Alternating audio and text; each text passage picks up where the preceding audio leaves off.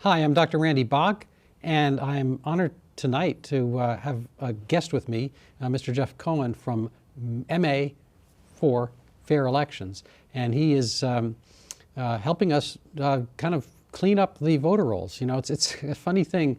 I don't know, if you want to, I don't know, rent a car or something like that, you need to have ID, they need to, you know, check your record, you have to be a certain age, you know, they want to know to whom they're lending their car.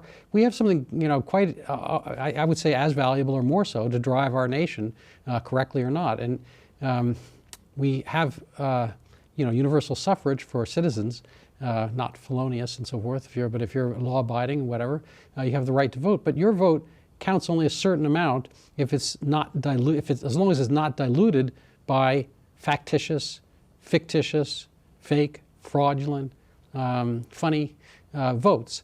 And you know, every time somebody pretends to be an actual voter, that is potentially, even if they're aligned with you, that's diluting the power of your vote and your voice.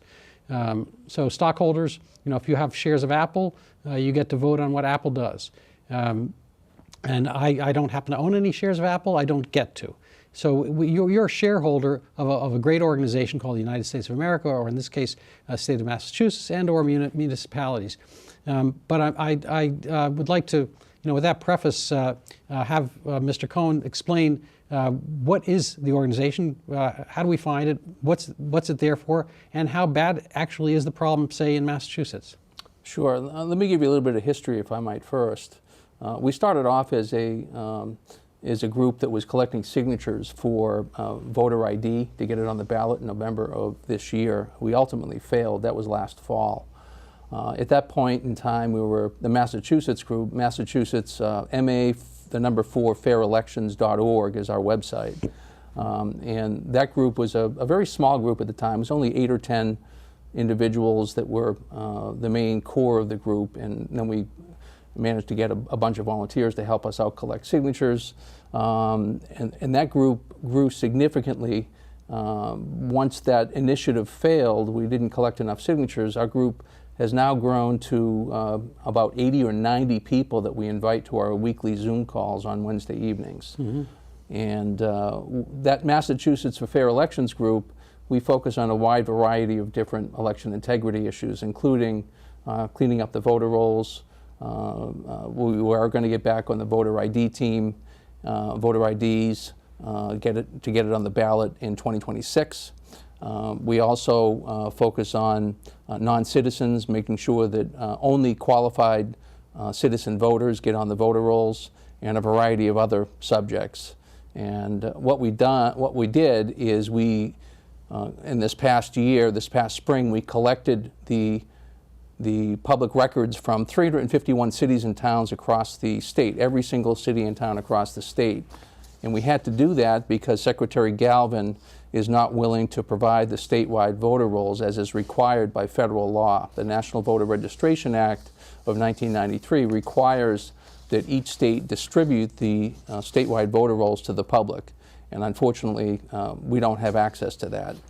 I'll get into that a little bit later, but we did collect the public records from close to 330 cities and towns across the state, and we analyzed that data that we collected. We collected the voter registration records of 4.9 million Massachusetts voters, and also 2.3 million voters who voted in the November 8th, 2022 election. That's the election that we last analyzed, although we are analyzing the current election as well.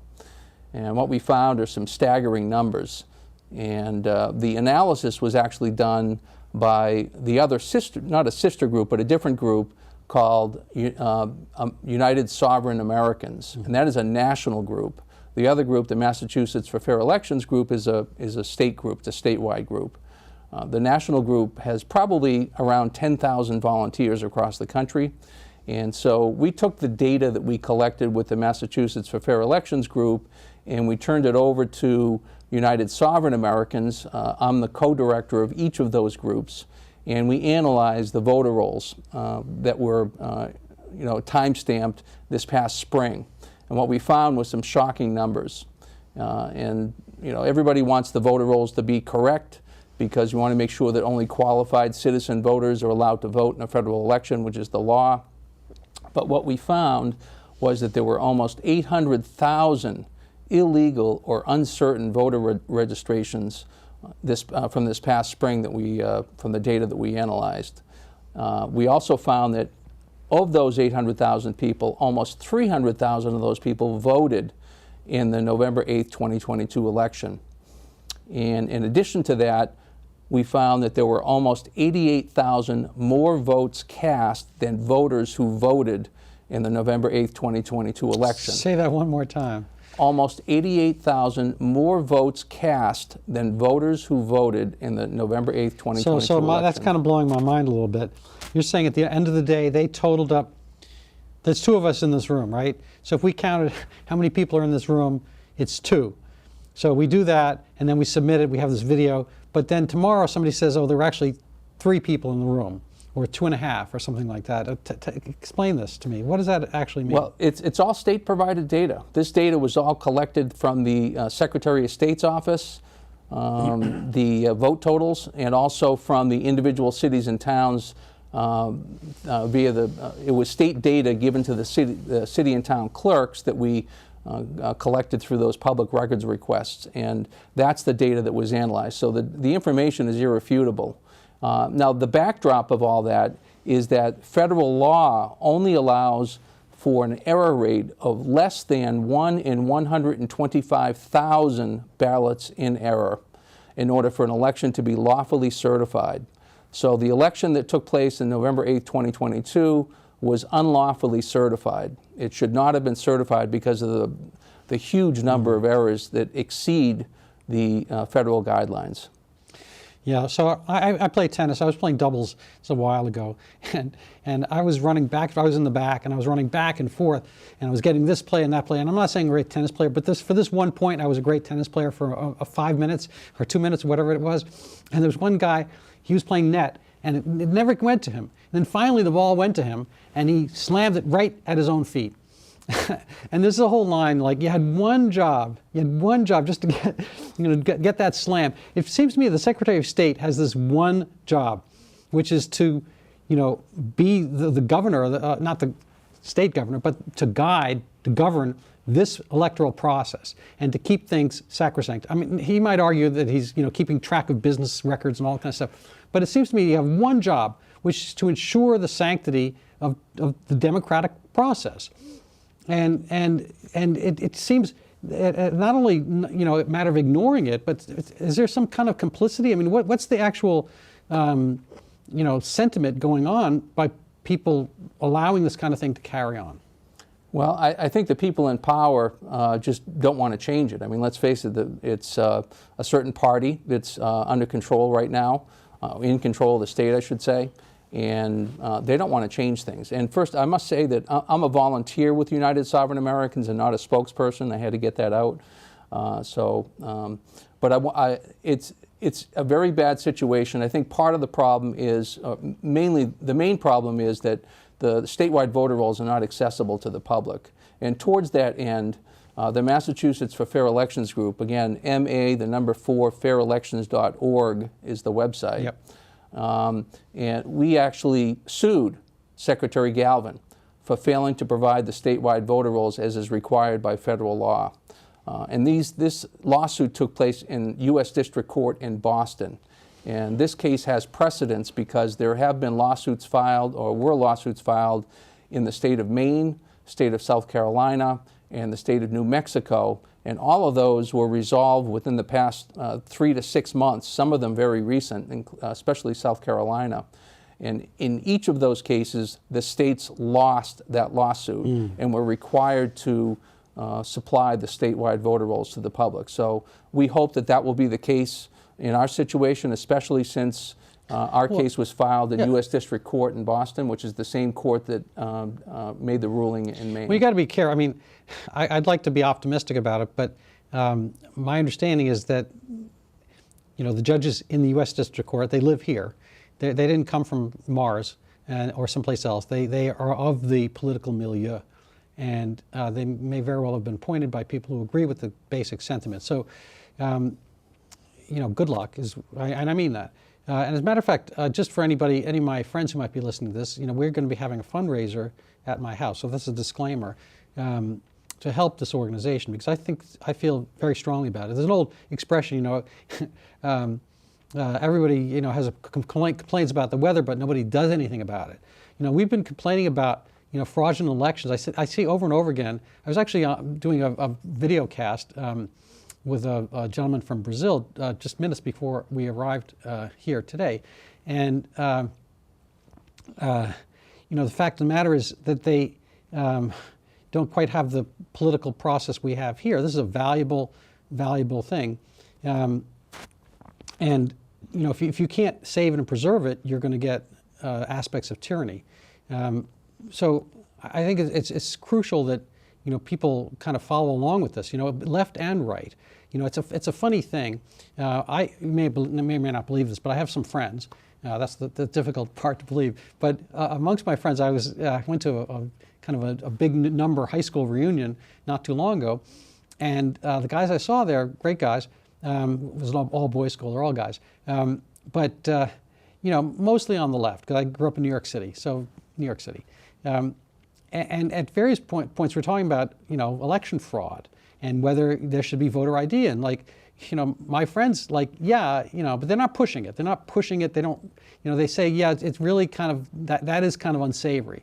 And in the last election, I'm sure you know that Ms. Harris won only in states that did not have voter ID. I saw that.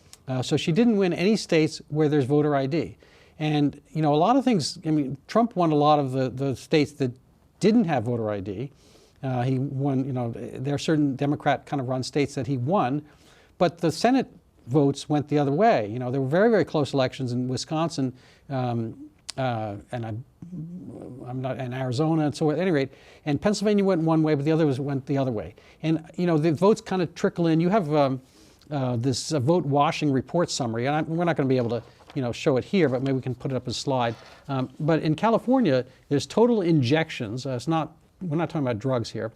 Total deletions of almost more than 1 million each. Total Correct. Changes over time, 2 million in the 2020 general election. That's by my math, that's 4 years ago, right? Correct.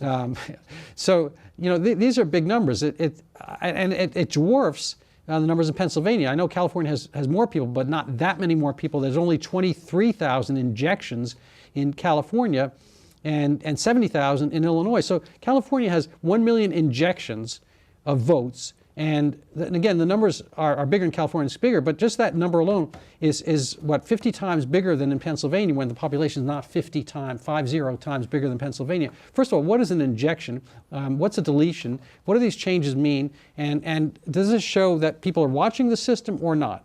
We certainly are watching the system. United Sovereign Americans is watching it nationwide. And what that is in votes that are being injected into the system and then removed.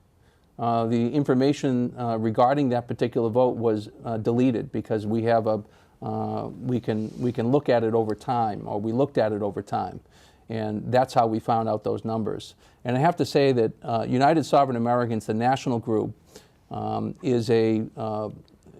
has some real teeth. In fact, they've filed 9 federal lawsuits. I'm going to kind of get into that, if I might, for a little bit. Yeah. What's happening with United Sovereign Americans? There's also a group in Massachusetts, United Sovereign Americans of Massachusetts. Their website is unite4freedom.com. That's unite4freedom.com. And what we did is, because of the analysis that we did that I mentioned at the very beginning of your show regarding those 800,000 illegal or uncertain voter registrants, we filed a complaint with Secretary Galvin's office. In that complaint, we gave all of the data to him on a flash drive. Every single voter that was included in that 800,000 number was included on that flash drive, so the information that we gave him was irrefutable.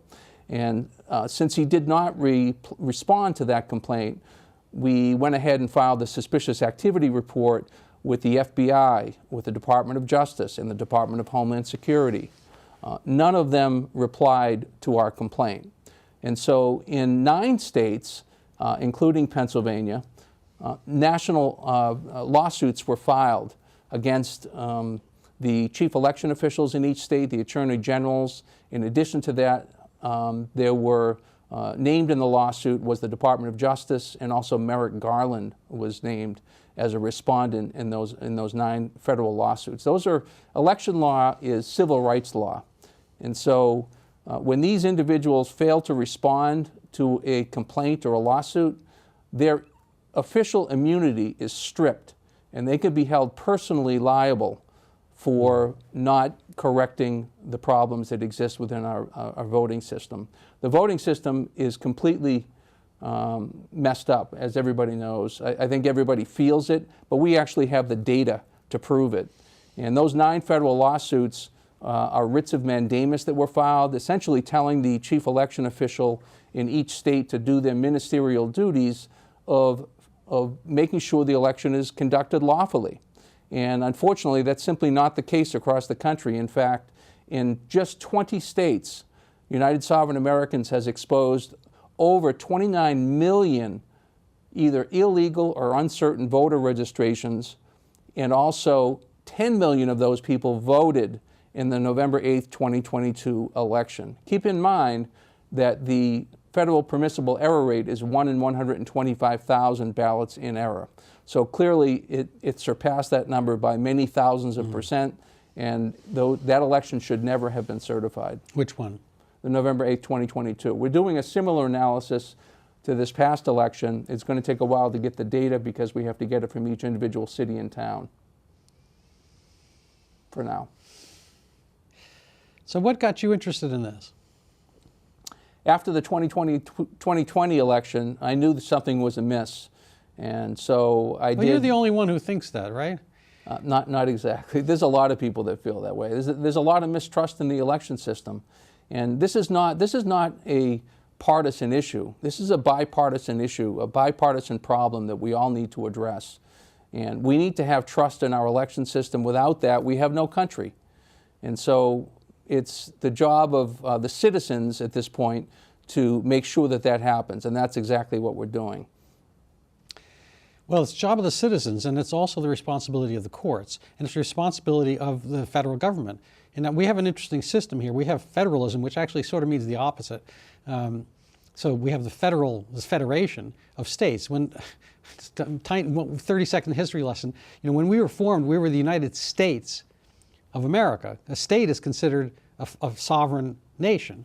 And so we have the Secretary of State now, which has nothing to do with U.S. states, it only deals with foreign states and foreign actors. So the title of our country was United States of America. We were amalgamated for the purpose of self-defense, easier to make a perimeter around everything, and to allow interstate commerce. And so a little bit kind of like what the EU had, did, a few hundred years later. They're trying to make a zone for easy travel between, but those are still ostensibly states. I mean, France is not Germany, although they can travel easily anyway, and they share some defense and whatnot, but they still remain states. So the concept we had individual states, more than 30 seconds, I apologize, but the issue and the difficulty in a sense with the election law is each state is totaling its own stuff in its own way. And they're totaling their own votes in their own way. And so if you have a federal system, and federalism is basically any powers not enumerated in the Constitution to the federal government revert to the states. So we get to do X, Y, and Z, but every now and, if a state wants to ignore, every time I vote, they've gotten used to me in a sense. Every time I vote, they say, name and address and so forth. I just take out my driver's license. I'm like, right here. And they're like, oh, we don't need that. I'm like, odd. You want to know my name and address, but anyway, it's just a funny thing. So the states do have the liberty to be as lenient as they want, correct? Massachusetts can remain a no voter ID state forever. And so even if you clean up the voter rolls, people can still, if they know somebody else is not showing up, if they know that Jeff Cohen is in Aruba right now, and he's probably not going to vote, somebody can come up and be you for any purpose. You're absolutely right. And I think the easiest way to look at the election system is that there are three parts to the election system, three main parts. One is the voters, two is the votes, and three is the counts. The voters, to give an analogy, the voters stand behind a bank vault door. And the only people that are allowed through that bank vault door are those individuals that are qualified citizen voters. And once you allow one non-qualified person through that bank vault door, you've contaminated everything else downstream. Right. So you can't trust the counts, you can't trust the votes once you let people that don't belong into that bank vault. Yeah, so there's certain aspects. It's an economic principle called tragedy of the commons. I don't know if you're familiar with that. So, this is why a condo works better than just a rental place. If everyone just rents, nobody has ownership of the common areas. So the landlord's going to take care of it. So you leave trash in the hallway, the landlord's going to take it. If you have a condo, everybody owns it, and everyone's property value depends on everyone doing the right stuff. And so, speaking of Aruba, we were in a timeshare not that long ago, and it's just a funny ethos there, that people are much more careful about everything that's going on. It's much cleaner, people are happier, and they're polite to each other, they come back every year, they have ownership. But the tragedy of the commons is such that if you don't have mutual ownership of an area, it's kind of left to waste. It's somebody else's problem. And I think the disparity here is that we all vote, and we've kind of throw that in. We don't really know if it ever gets counted because it has to be anonymous in a sense. And so we don't really know what happens. We don't know if my vote was the one that did this or this, because there's thousands or millions of votes, so forth. But it's kind of a interesting process, where we have to kind of take this back and show that it has ownership for people, that they're losing something if they dilute their own vote. The election system, the entire election system, is a problem, the way it's set up right now, because right now we know that the voter rolls are a mess. I just gave you some numbers, 29 million in just 20 states, voter registration. Voter registrations, they were illegal or uncertain. The voting system, between the voter registration records, the mail-in ballots, they have no chain of custody, and also the voting machines. The voting machines are actually not properly certified under federal law. The entire election system was classified as part of our critical national infrastructure by former President Obama. And in doing that, the election system has to be held to a much higher standard, similar to guarding the nuclear launch codes, for instance. And so you need to have auditability for the entire election system. And there's no way to audit the mail-in ballots. The electronic voting machines have foreign parts that have not been approved. So these electronic voting machines do not comply with federal law. So yes, the states can create their own system for elections, but they must follow federal law, existing federal law. And the two main laws that are in the system, in the federal system, are the 2002 Help America Vote Act and the 1993 National Voter Registration Act. One of our CEOs of United Sovereign Americans, Harry Haury, is his name, H-A-U-R-Y, actually helped write the 2002 Help America Vote Act. And so he's intimately familiar with these laws. And so we know that there's non-compliance going on, and we're attempting to fix it, and we will fix it. We'll either fix the system and force the election officials to comply with federal law, or we will hold them personally accountable. And I don't think they want to go that route. Well, let's hope so. I mean, there are ways of doing this. It's there's a Latin expression, ultra vires, which looks like ultra vires, which means outside your strength. So a policeman is totally indemnified if he makes a false arrest based on a mistake. If he shows up at 32 Glendale Road and it should have been 23 Dale Glen Road, and he makes havoc and whatever, it's an honest mistake, whatever. But if he goes out of his way, Tony Soprano told him to go to that place, and so forth. He's no longer protected. So if it's done at complete, geez, gosh, I don't know, kind of like a befuddlement, kind of a knucklehead moment, to quote Tim Waltz, then they're actually protected. There's no way that they have sovereign immunity for that. But if they're doing it for a rationale, and that is some kind of conspiracy aspect to it, then they are no longer covered. And then you can tap into their personal this is covered in the Sherman Act, but probably elsewhere. I'm not a lawyer, but my understanding is that if you act outside your strength of what you're endowed to do as a police officer or a state officer and so forth, and it becomes, some type of cabal for whatever reason, maybe it's just politics, maybe it's just being part of the party, and that's what the party wants. If it's not what's in the best interest of the state, then you're mismanaging it, you're misgoverning. I think what you're kind of referring to is under color of law, performing essentially they're using their position to certify elections illegally, I should say. Yeah, it's a strong arm tactic of sorts. So we just have a couple minutes left. What are the things you've learned on this journey? And again, people can find you at MA4 elections, fairelections.org. And we had it up on the screen. There it is, right? There's one, I don't know if I can point correctly. It's over there someplace. Anyway, it's hard to do. I don't see it here. And people also can find us at Newton Taxpayers Association on Facebook, and they can contact us but easier for this purpose to contact you or the organization there. And obviously you need some money to do this. Why? Why do you need money? Well, we want to hold these election officials accountable to doing their job and to make sure that we have fair and honest elections. In order to do that, it takes funds. We have an attorney, a great attorney, who's been helping us out, but lawyers like to get paid. And so that's on the local level. The other group, United Sovereign Americans, they're going to be filing litigation well into 2025. So they also need funding, and you can find them at, again, unite4freedom.com. And any donations would be appreciated, because this litigation, again, these lawyers are going to be very expensive. In fact, one of our attorneys, the lead attorney for United Sovereign Americans, is a gentleman, an attorney by the name of Bruce Castor Jr. His name might ring a bell with some folks out there. He's former President Trump's and future President Trump's former impeachment attorney. They got him exonerated in his second trial. And so he's a well-known attorney, and he's the lead attorney for United Sovereign Americans. Yeah. So I think this issue actually cuts across politics. It shouldn't. It's like if somebody excuse my vulgarity, but if somebody pees in the pool, nobody benefits. Somebody, does something worse in the pool, nobody benefits. This is another tragedy of the commons. We all have to care about the condition of the pool if we're all going to swim in it.